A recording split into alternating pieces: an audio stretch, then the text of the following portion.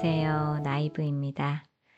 요즘은 정말 어떻게 지내고 있나 싶을 정도로 극도의 스트레스를 많이 받고 있는데요. 아동보호국 방문에 이어 이사를 해야 하는 부담감, 거기에 또 한 가지 전 남편이 이번 달 양육비를 미루고 있었고, 큰아이 대학 학비를 주지 않으려고 하고 있습니다. 양육비나 대학 학비에 대한 그의 태도는 어느 정도 예상하고 있었어요. 아동보호국에서 조사를 받는 건 우리 때문에 일어난 일이고 본인이 불편을 겪었으니 우리에게도 불편을 겪게 해야 하는 것이 그의 상식이거든요. 20년을 넘게 함께한 사람이다 보니 그의 심리를 파악하고 그의 행동을 예상하는 건 이제 어려운 일이 아닙니다. 이번 일로 우리를 원망하겠구나, 그리고 양육비로 장난을 치겠구나 생각했었는데 전화 통화할 때 평생 아이들을 보고 싶지 않다는 말을 했었고 이번 달 양육비를 줄 수 없다는 메시지를 받았습니다. 아동보호국에서 본인에게 명령을 내린 것이 있는데 거기에 돈이 든다는 게 양육비를 줄 수 없다는 이유였죠.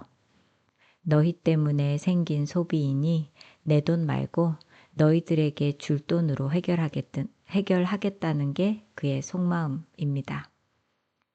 가뜩이나 큰아이 학비도 밀린 상태인데 양육비도 안 준다고 하니 당장 변호사에게 연락을 해서 법적으로 압박을 가하고 싶었지만 아직 이혼 판결문이 없는 저로서는 어찌할 방법이 없습니다. 그저 아이들과 생활하는 데 필요한 돈이니 웬만하면 양육비를 지급해 달라는 소극적인 메시지만 보냈습니다. 그리고 며칠 전 아동보호국에서 방문이 있었는데요.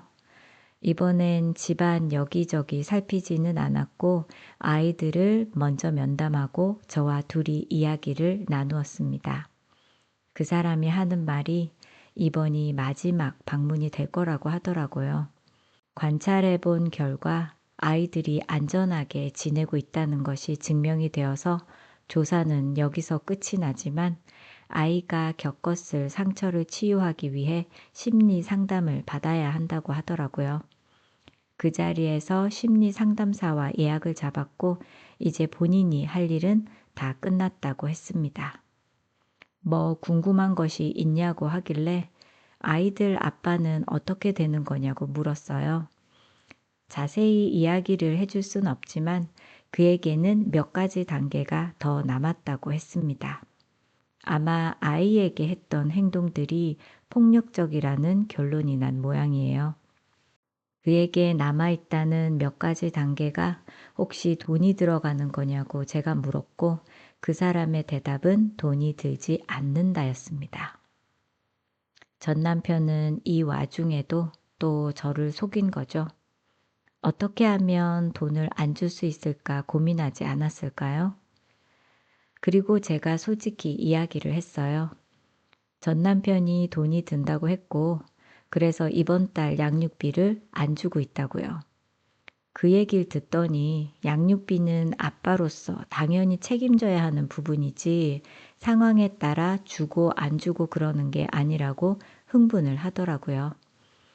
그리고 아동보호국의 조사를 받고 있는 이 상황에서 양육비를 지급하지 않는 건 더더욱 이해가 되지 않는 행동이라는 말도 덧붙였습니다.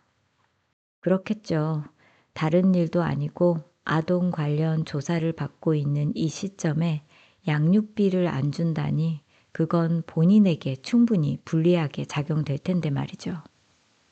아무튼 아동보호국에서 온 사람은 자기가 다시 올 일은 없으며 아이들과 너에게 행운이 있길 바란다며 떠났고 그렇게 조사는 끝이 났습니다. 이제 제가 안고 있는 몇 가지 고민 중에 하나가 겨우 해결이 되었네요.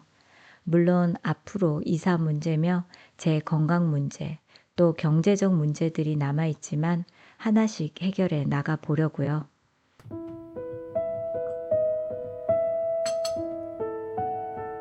그 다음날 아침 전 남편에게 연락이 왔습니다.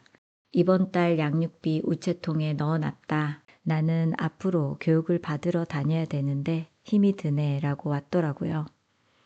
아마 아동보호국에서 양육비에 대해 압력을 가하지 않았나 싶습니다.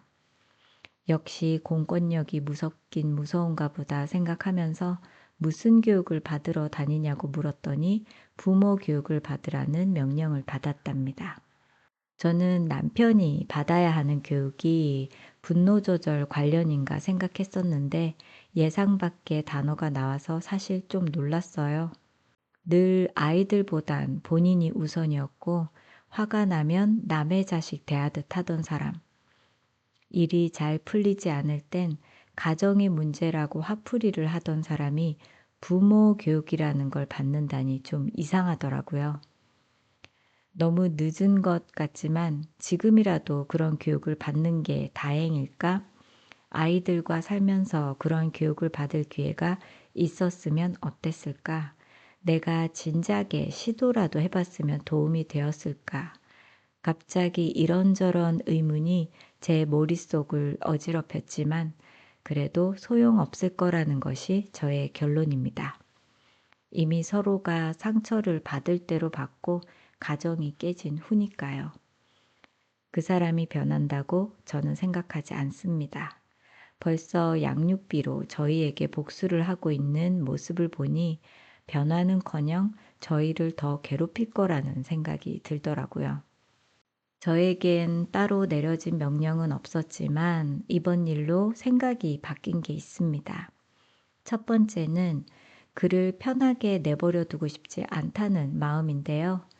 그전에는 좋은 게 좋은 거고 아이들과의 관계도 있으니 최대한 부드럽게, 최대한 조심스럽게 그를 대해왔어요. 억울한 일도 화나는 일도 좋은 말로 달랬죠. 하지만 이번 일을 겪어보니 그는 그럴 가치가 없는 사람이더라고요. 그는 이미 아이들과의 관계도 버린 듯 하니까요. 그렇다면 제가 더 이상 그를 봐줄 필요가 없는 거죠.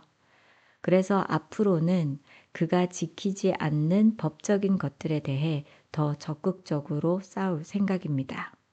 그리고 또 한 가지는 지금 제가 돈을 벌 때가 아니라 아이들과 저의 상처에 집중해야 할 때라는 생각이 들었어요.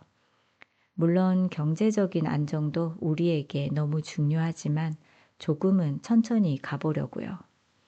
어떤 분의 말씀처럼 이번 아동보호국의 방문이 저에게 불행이 아니라 인생을 다시 설계하게 된 행운의 신호이길 바라봅니다.